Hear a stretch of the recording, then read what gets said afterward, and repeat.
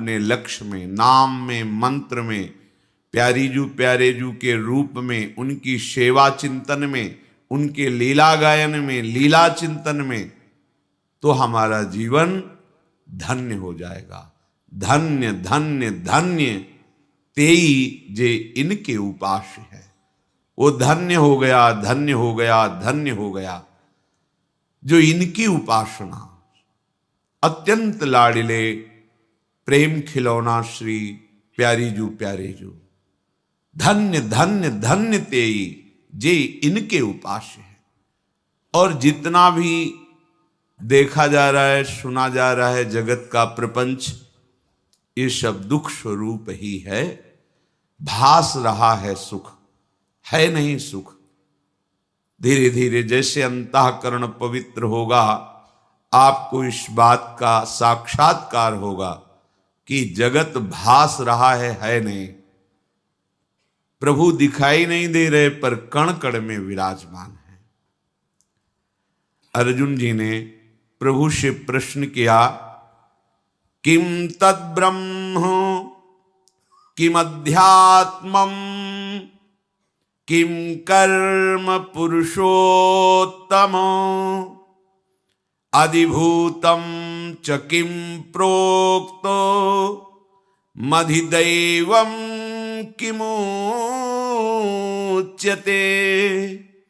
अधियज्ञः कथम कोत्र देहेस्मिन् मधुसूदनो प्रयाण काले च कथम ज्ञेयोषि नियतात्मभिः।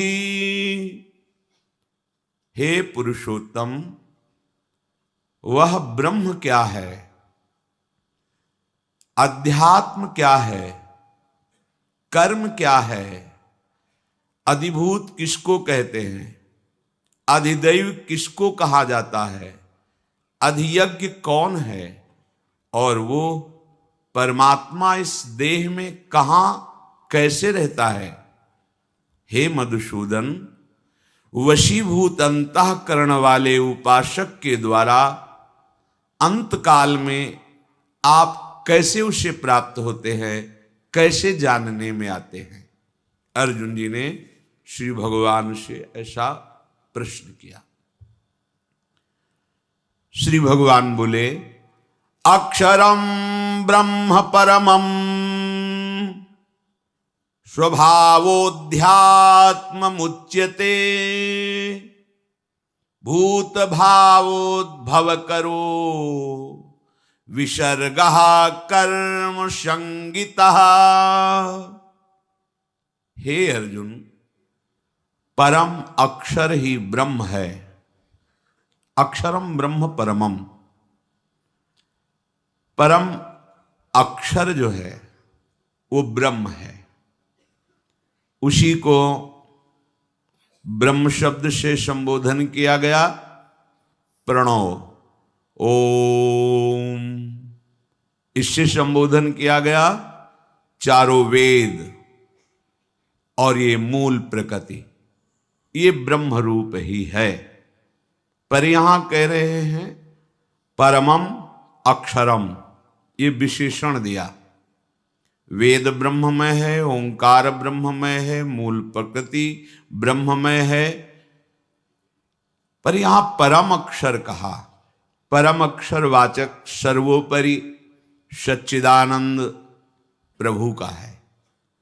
परम अक्षर ब्रह्म, इसी गीता जी में वर्णन किया है, मैं ब्रह्म की प्रतिष्ठा हूं। हमारे प्रभु श्री कृष्ण ही व्यापक निराकार रूप से, ब्रह्म रूप से सर्वत्र व्याप्त है।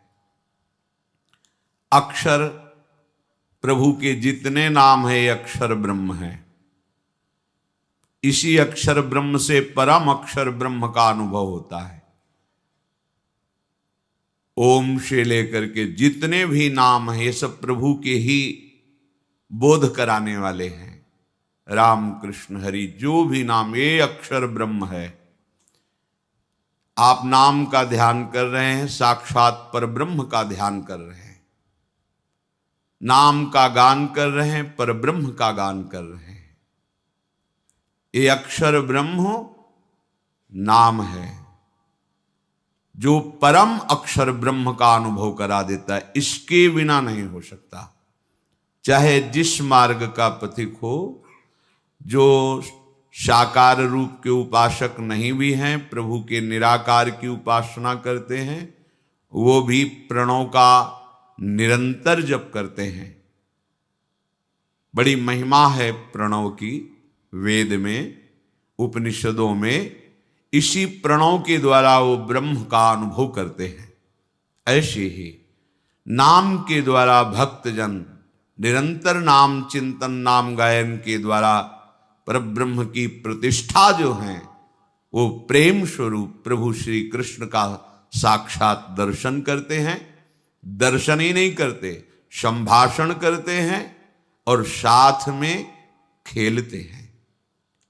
शरीर रहते हुए भी शरीर भाव से रहित भाव देह में प्रवेश पाए हुए महापुरुष जिस भाव के होते हैं, अपने आराध्य देव के साथ खेलते हैं। कोई सखा बनकर, कोई वात्सल्य भाव से, कोई कांता भाव से, कोई सहचरी भाव से अपने प्रीतम के समीप नित्य निरंतर महासुख का अनुभव करते हैं, इसी अक्षर ब्रह्म के बल से। यदि अक्षर ब्रह्म में तुम्हारी श्रद्धा और निष्ठा नहीं हुई तो परब्रह्म का अनुभव नहीं हो सकता, चाहे जिस मार्ग का पथिक हो। स्वभावो अध्यात्म मुच्यते, ऐसे तो आत्म तत्व का वर्णन जितना भी जहां हुआ है सब अध्यात्म है। जितना भी भगवत प्राप्ति के मार्ग का वर्णन है वो सब अध्यात्म मार्ग है। जितनी भी भगवत प्राप्ति की विद्या है वो सब अध्यात्म विद्या है।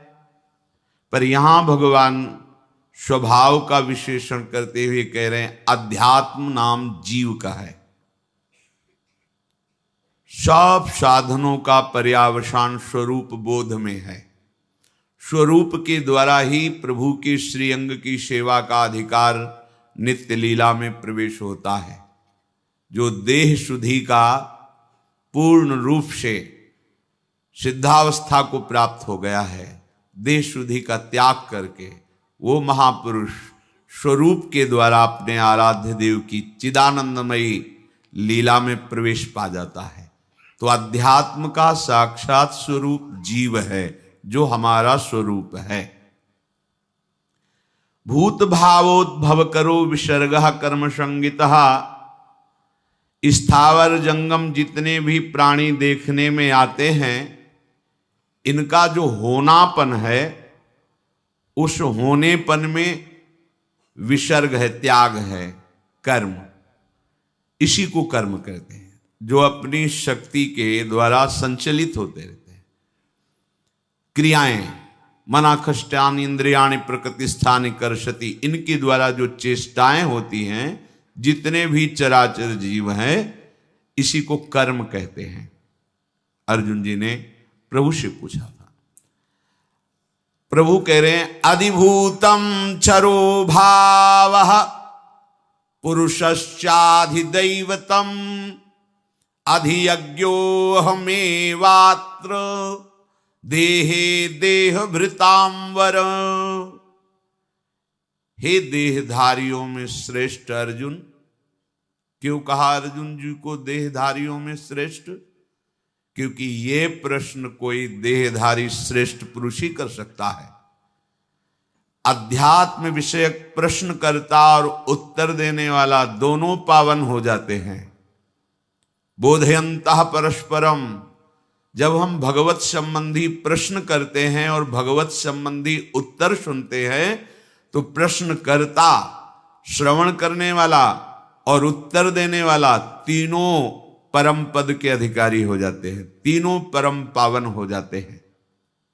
इसलिए श्री भगवान यहां अर्जुन को संबोधन कर रहे, हे देहधारियों में श्रेष्ठ अर्जुन।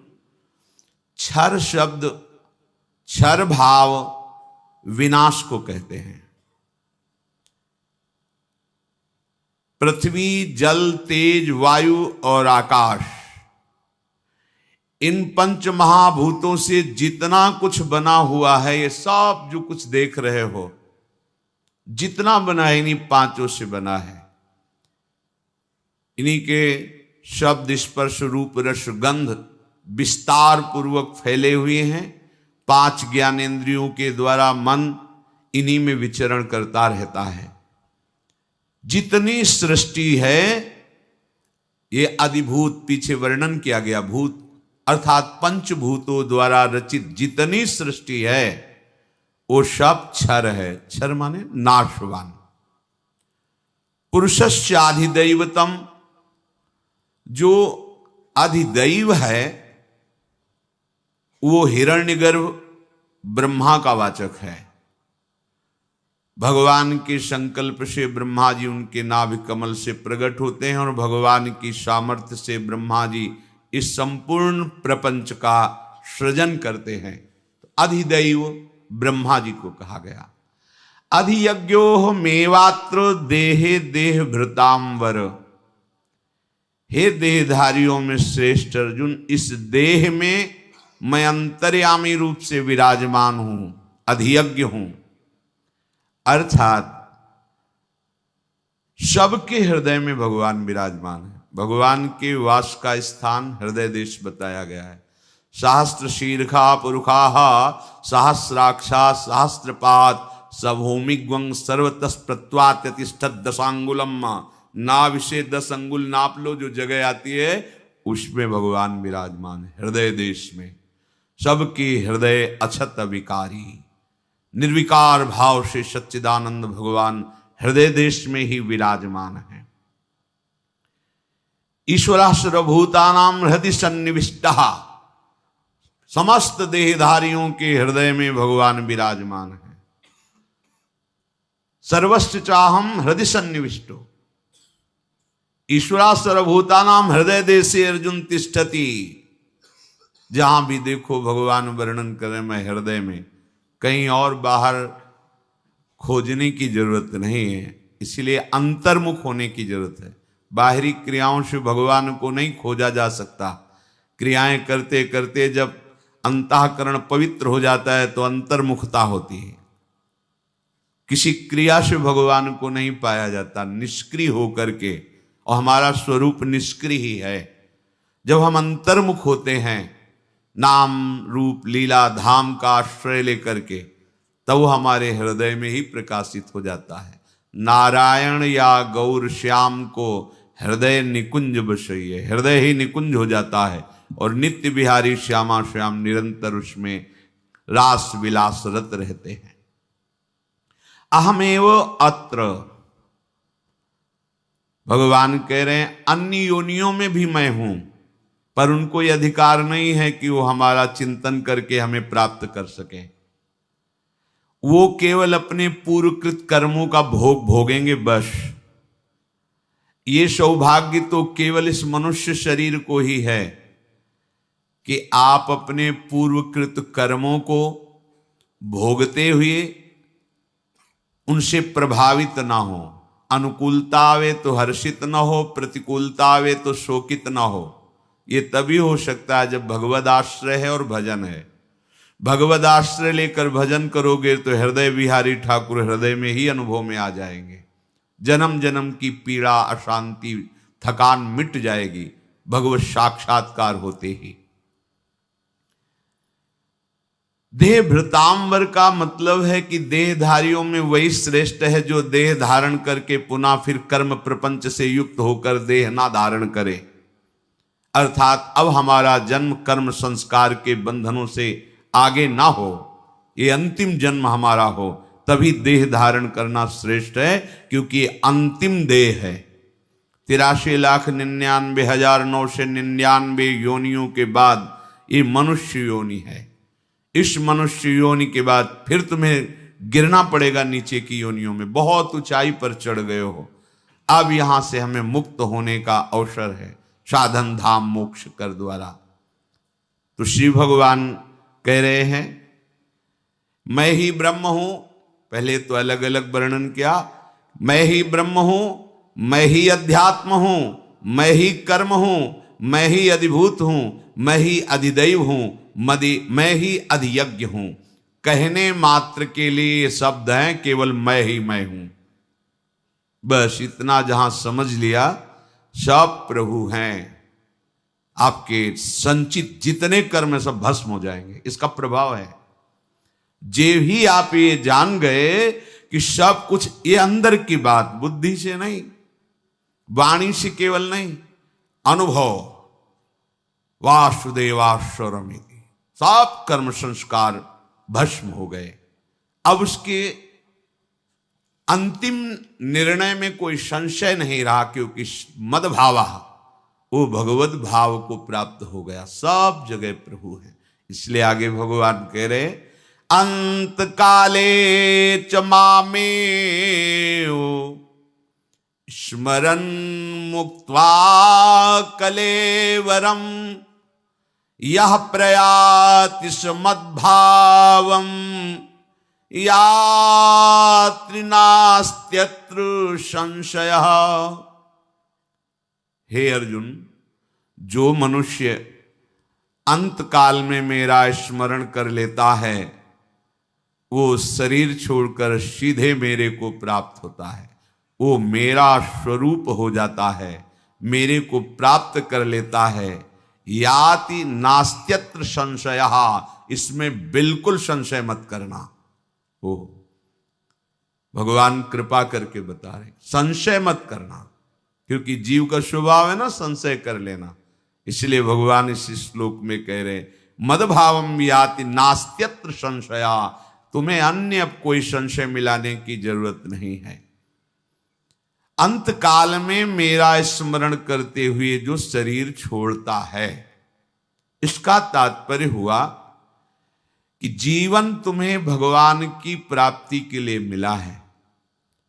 अब तुमने बाल्यावस्था खेल कूद में व्यतीत कर दी, और जवानी में एक भूत चढ़ता है भोगों का, जौवन ज्वर के नहीं बल कावा। ये जवानी का बुखार बड़े बड़ों को चढ़ जाता है। बड़े बड़ों का तात्पर्य है बड़े अच्छे साधकों को भी ये बुखार परमार्थ से भ्रष्ट कर देता है। जवानी चली गई, प्रमाद स्थिति में कुछ भी परमार्थ किया नहीं। अब उसे सत्संग के द्वारा पता चला कि अरे, इस जीवन को तो मैंने नष्ट कर दिया, और इस जीवन का उद्देश्य है भजन करके भगवत प्राप्ति करना। तो अब जितना समय तुम्हारा बच रहा है, उतना समय प्रभु में लगा दो, तुम्हें संशय करने की जरूरत नहीं, भगवत प्राप्ति हो जाएगी। ये बात समझ लो। ये बहुत छूट दे रहे हैं भगवान। कि अब जैसे जो प्रपंच में समय व्यतीत हो गया, 60-70 वर्ष की अवस्था, अब क्या करूं? अभी चांस है, अभी भगवत प्राप्ति हो सकती है।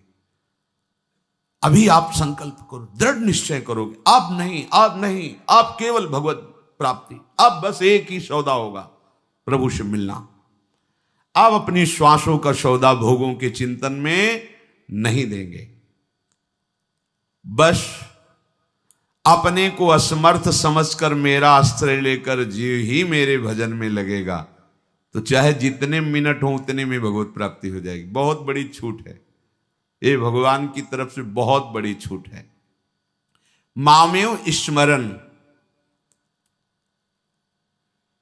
यदि ये बहुत अंतर की बात है, कोई आपके आसपास जीव मर रहा हो या कोई शरीर छोड़ रहा हो, मनुष्य शरीर, बिल्कुल आपके परिचय का नहीं, बिल्कुल आपको किसी भी तरह से वहां नहीं जाना चाहिए, ऐसा भी हो तो भी जाए, और वहां कोई सुने न सुने उसके कान में पहुंच जाए, इतनी दूर से भी आवाज दे दो, राधा राधा राधा राधा, बस चले आओ। यदि वो मरणासन में पड़ा है, भले 50 घंटे बाद मरे, क्योंकि अब वो कुछ कर नहीं सकता, उससे अब कोई पाप कर्म होने वाले नहीं, और उसके कान में पहुंच, जो कहने का है वही सुनने का है, बराबर फल मिलता है। इसीलिए भगवत चर्चा जो करते हैं, जो गति उनकी होती है वही भगवत चर्चा सुनने वालों की होती है। कथन श्रवण का एक ही फल है, कोई अंतराय नहीं। ऐसे ही जो भगवत भक्तों की, गुरुजनों की, हरि की निंदा करते हैं और जो सुनते हैं, दोनों यमपास में ही बांधे जाते हैं, दोनों का एक ही फल होता है। सुनने, अगर वो सुन रहा है और आपके मुख से राधा नाम पहुंच गया, इससे जो आपको लाभ मिलेगा त्रिभुवन में कोई भी दान पुण्य इसके बराबर नहीं, क्योंकि उसका अंतिम सुधार दिया आपने, तो तुम्हारा अंतिम सुधर जाएगा। कोई भी कुत्ता है, कोई भी जीव मर रहा है, श्रवणेंद्री तो है ही ना सबके पास, वो समझ नहीं रहा, पर राधा, और शरीर छोड़ेगा तो भगवान को प्राप्त होगा, प्रभु को प्राप्त होगा। ये सबकी समझ में आएगी नहीं बात, जीवन उसका सार्थक हो जाएगा, चाहे पशु हो, पक्षी हो, कोई हो। अंतिम, अगर कहीं आपको ऐसा अवसर मिले तो ऐसा करना। पूज्य राधा बाबा के चरित्र में आता है, अवध धाम दर्शन करने के लिए गए तो प्रवेश करते ही अवधपुरी में उनको एक ऐसा पशु दिखाई दिया जो गधा, कई जगह से उसे कौआ कुत्तों ने काटा था, घाव था, जबान ऐसे कि तड़प रहा था। संत का हृदय परम दयालु, दया से भरा होता है, मां की तरह होता है। बैठ गए, देखा लाखों मक्खियां भिनभिना, अपना अचला उतारा, उसके घावों से ऐसे मक्खियां हटाकर उड़ा दी। देखो कैसा संयोग, अवधपुरी का प्रभाव उस जीव को मिल रहा है। एक भगवत साक्षात्कार किए हुए महापुरुष का वस्त्र उसके शरीर, बाबा उसके मस्तक पर हाथ है से, और बाबा राधा नाम प्रेमी, अयोध्या में सुना रहे हैं उसको, राधा राधा राधा।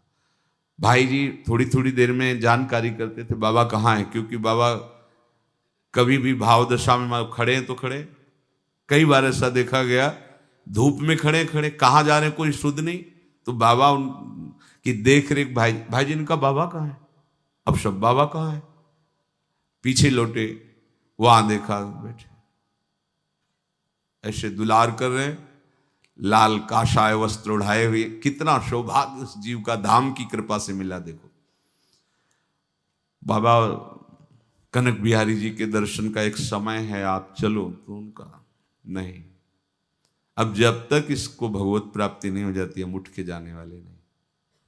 अब ऐसे महापुरुष का संकल्प, थोड़ी देर में उसके प्राण निकल गए दर्शन करने। ये किसी भी जीव का यदि अंतिम समय हो, आप बराबर ना टिक पाए, तो उसके पास नाम सुना दीजिए, उसको सुनने मात्र से उसकी भगवत प्राप्ति हो जाएगी, भले 3 दिन बाद मरे, क्योंकि वो कोई कर्म नहीं कर सकता, चाहे मनुष्य हो कोई जीव। जब अंतिम स्थिति होती, शिथिल स्थिति होती, उसमें शुभ अशुभ कोई कर्म नहीं कर सकता, तो अंतिम समय उसका माना जाता है। अंतिम कर्म उसका वही होगा जो आपने नाम सुना दिया, ये उसका कल्याण कर देगा, परम कल्याण कर देगा। श्री भगवान कहते हैं कि जिन्होंने पूर्वाभ्यास किया है भजन का, जैसे लगे हो आप सब भजन मार्ग में, तो अंत काल में उसकी स्मृति की वृत्ति अभ्यासवत आएगी ही आएगी। यदि नहीं आ पाती किसी कारणवश, मूर्छावश, भयानक कष्टवश, और कोई और याद आता है, कोई मनुष्य, कोई पशु पक्षी, तो जीवन भर भजन किया है तो उस रूप को हटा के भगवान प्रकट हो जाते हैं। मान लो उसके ध्यान में कोई पशु आ गया, तो पशु का पर्दा हट जाएगा और भगवान वहां विराजमान। अंत का कह रहे हैं मत संशय करना, क्योंकि जीवन भर मेरा भजन किया, अभ्यास किया है। तो आप कह सकते हैं कि जड़ भरत, वो भरत जी का चरित्र ये उदाहरण के लिए दिया है। भरत जी पहले ही मोक्ष पदवी को प्राप्त महापुरुष हैं, क्योंकि भगवान ऋषभ देव जी के अंश से प्रकट है, परम अंश पहले ही है।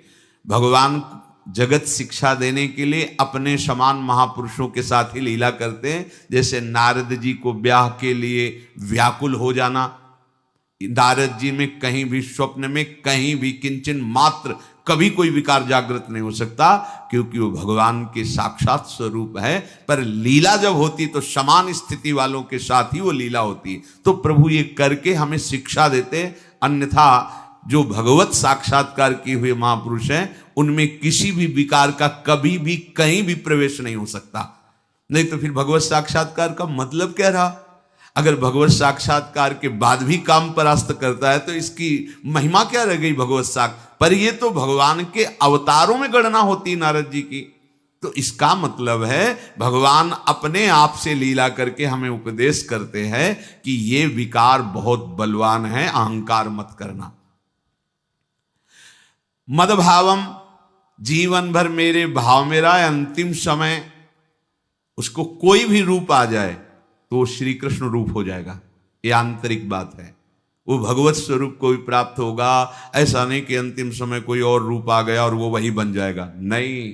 क्योंकि मदभावम, वो जीवन भर भगवान के भाव में रहे कि चराचर जगत भगवान का स्वरूप है। भले साक्षात्कार नहीं हुआ पर उसने अभ्यास किया है, तो अंतिम समय उसका वो भाव कि सब भगवान का, अब सब भगवान का स्वरूप उसे दिखाई देगा। चाहे चिड़िया आवे, चाहे कोई भी आप वस्तु पदार्थ, वो तत्काल भगवत स्वरूप होगा और उसको परम पद की प्राप्ति होगी। ये आंतरिक बात है। भगवान की उपासना करने वालों के अंतिम समय में भगवान जब देखते हैं कि स्मरण करने लायक नहीं रह गया है, इसके यंत्र जो करण हैं सब विक्षिप्त हो रहे हैं, मूर्छित अवस्था को, तो भगवान स्वयं उसके हृदय में स्मृति रूप से स्फुरित हो जाते हैं। पीछे भी वर्णन हुआ है। चाहे वो किसी भी भाव का उपासक हो, प्रभु की किसी भी भाव का उपासक हो, भगवान का स्मरण करके शरीर छोड़ने वालों को तो भगवान की प्राप्ति होती ही है, पर जीवन में भजन नहीं किया है, वो अंतिम समय भगवान का नाम आ जाए किसी बहाने से, या सुनने को मिल जाए, या ऐसा भी किया जा सकता है। इसीलिए जब किसी का शरीर छूटता हो, अगर आंख खुली हो, देखने लायक हो, तो भगवान की छवि दिखानी चाहिए। देखो देखो, ये प्रिया प्रीतम है, ये श्री कृष्ण है, ये देखो किशोरी जी हैं। अगर एक बार देख लिया और उसकी स्मृति काम कर रही तो, नहीं तो देखो ये श्री कृष्ण, अगर सुनाई दिया तो भगवत बहुत बहुत छूट दे दी भगवान ने। ऐसा करना चाहिए। आपके अड़ोस पड़ोस में, रिश्ते नातेदारों में, या चलते फिरते किसी भी जीव की यदि ऐसी दशा दिखाई दे तो आप उसे नाम दान कीजिए। इससे बड़ा कोई दान नहीं। उसे भगवत साक्षात्कार हो जाएगा यदि आपने उसे नाम दान कर, नाम सुना दिया, वो भगवान को प्राप्त हो जाएगा।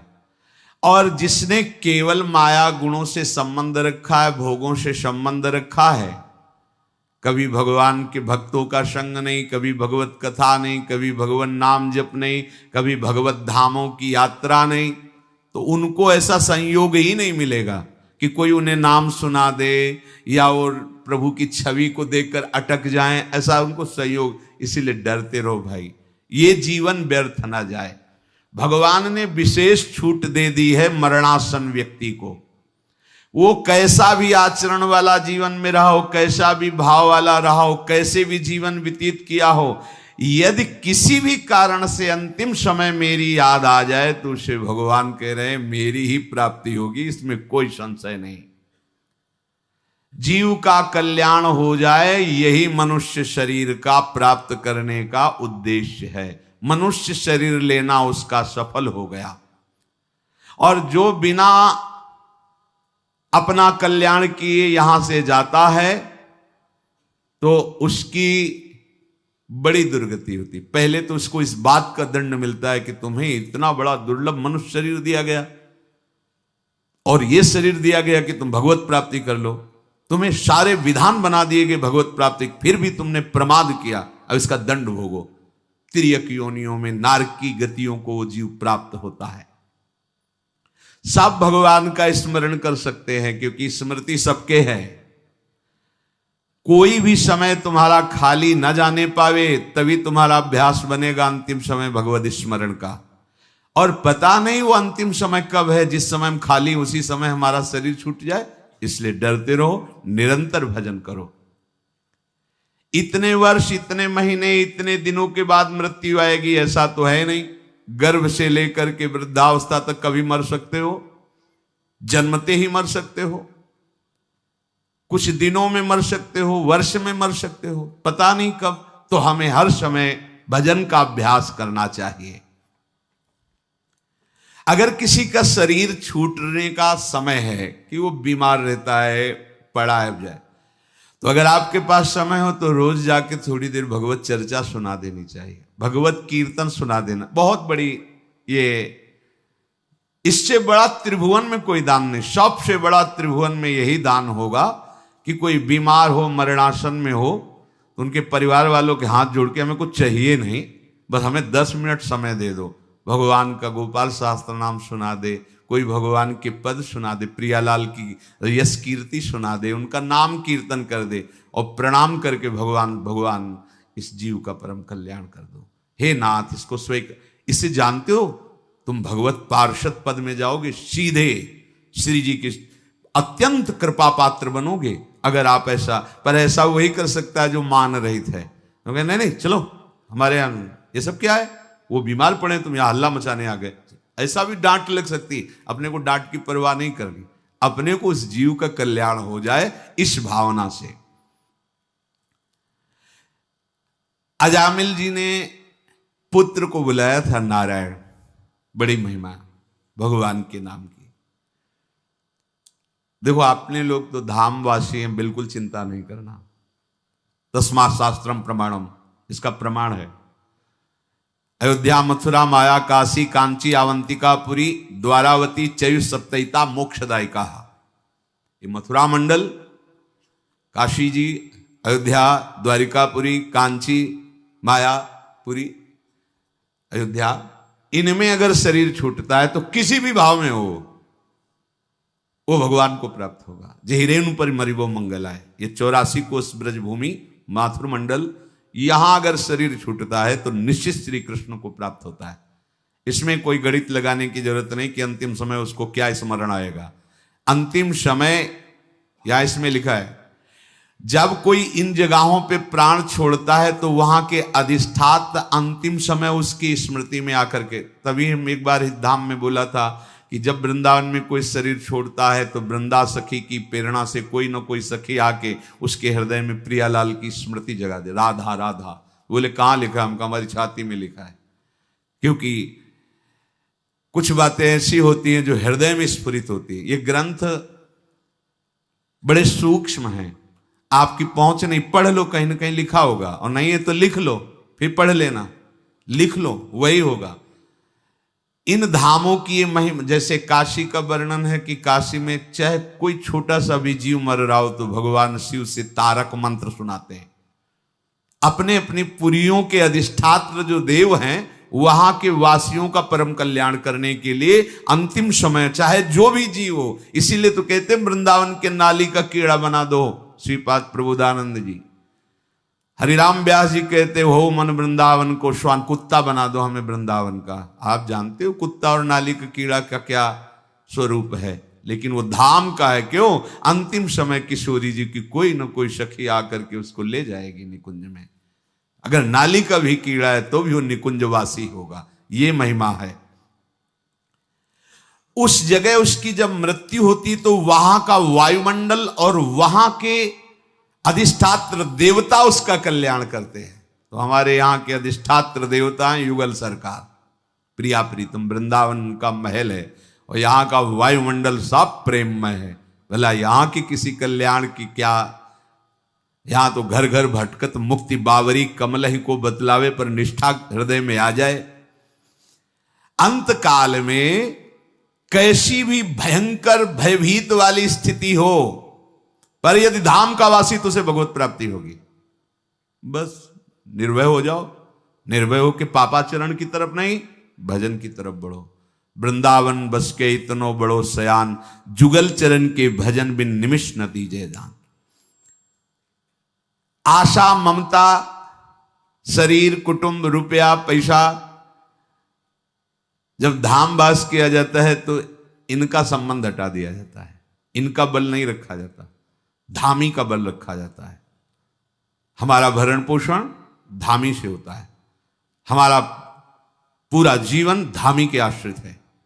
किसी भी व्यक्ति, किसी भी वस्तु, किसी भी पदार्थ से हमारा संबंध नहीं, क्योंकि वस्तु, व्यक्ति, पदार्थ जितना भी यहां वो सब स्वामिनी जी का है और स्वामिनी जी की हम परिचर्या में है। हमारा पर्सनल किसी से कोई संबंध नहीं, हमारा पर्सनल कुछ भी नहीं है, हमारा कोई भी नहीं है, कहीं भी नहीं है। अभी जीवन मुक्त हो।